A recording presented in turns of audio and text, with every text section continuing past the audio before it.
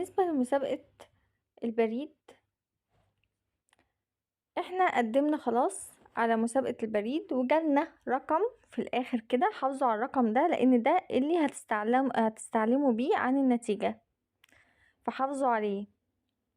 محدش يضيع الرقم اللي في الاخر اللي جالكوا بعد ما قدمته الكتروني على صفحة الوظائف الحكومية. وقدمنا ورقنا الكتروني، جالنا رقم في الاخر. الرقم ده لو جه اعرف ان انت خلاص كده قدمت. طب هنستفاد منه ايه؟ خلاص بعد ما قدمنا بنستنى لما يجي نتيجة الورق ده. هل انت هيجيلك ميعاد امتحان ولا لا ورقك اترفض؟ طيب الورق ده هنعرف ازاي ان احنا نجحنا ولا لا؟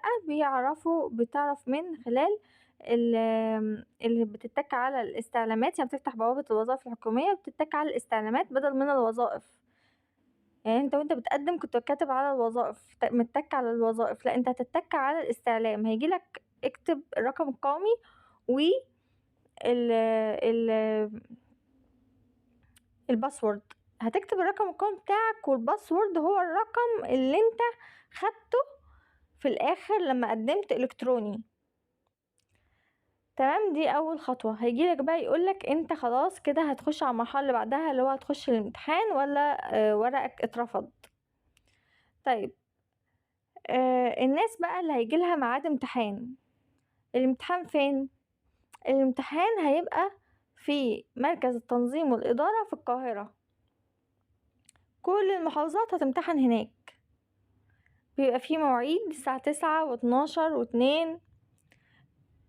طيب مدة الامتحان قد ايه؟ مدة الامتحان حوالي 2.5 ساعة.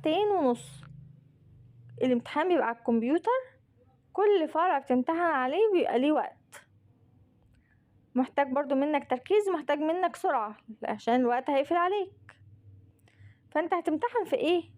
وظائف البريد دي هتمتحن في ايه؟ الناس اللي هتمتحن اللي مقدمة وظائف بريد هتمتحن في ايه؟ اول حاجة انت هتمتحن في القدرات السلوكية.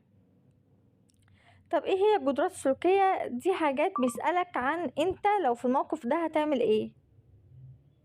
فمحتاج ان انت تكون تجاوب عن نفسك انت.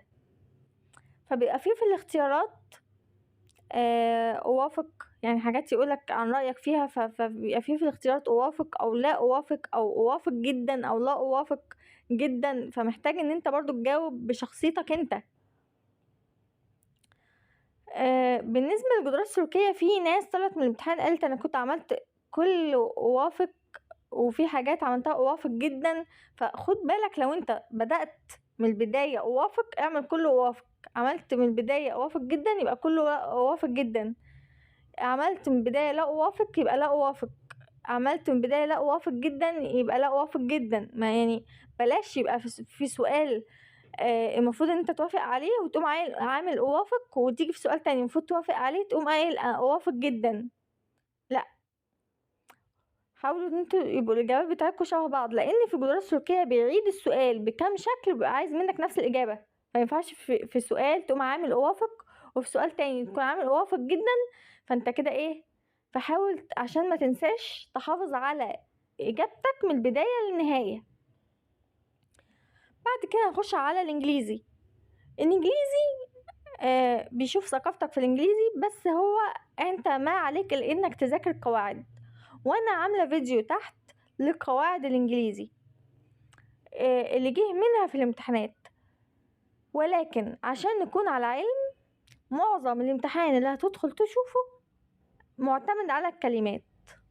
عشان ما تدخلش وتقول انا مثلا امتحاني كان كله كلمات، او كان كله في امتحان ساعات بيجيله كام قاعدة والباقي كله كلمات، معتمد على الكلمات. فالامتحان شوية بيعتمد على الكلمات، فانت مش هتلحق تراجع او مش هتلحق انك تذاكر كلمات كتير. بس انت ممكن تلحق ان انت تراجع على قواعد الانجليزي، وانا عاملة فيديو تحت عن قواعد الانجليزي. وممكن تراجع قواعد الانجليزي من مناهج، او ممكن تذاكر الانجليزي او قواعد الانجليزي من على اليوتيوب. بعد كده بيختبر عندك المعلومات العامة، شوف انت ثقافتك ايه، واصل لحد فين.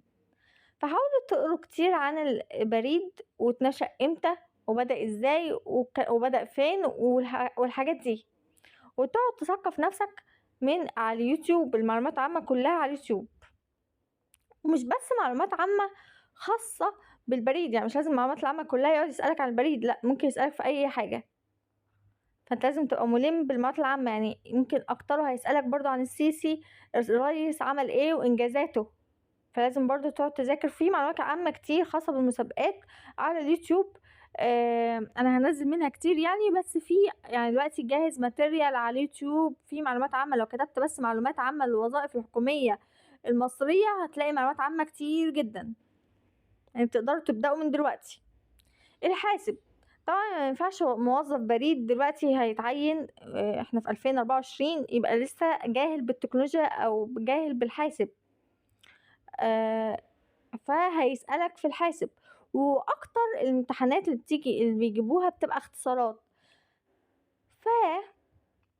في اختصارات او في برضو حاسب آلي لمسابقات التربية والتعليم او مسابقات الوظائف الحكومية، او مسابقات البريد بتنزل على اليوتيوب كتير جدا كتير جدا خاصة بالوظائف، برضو من دلوقتي ممكن تبدأوا فيها.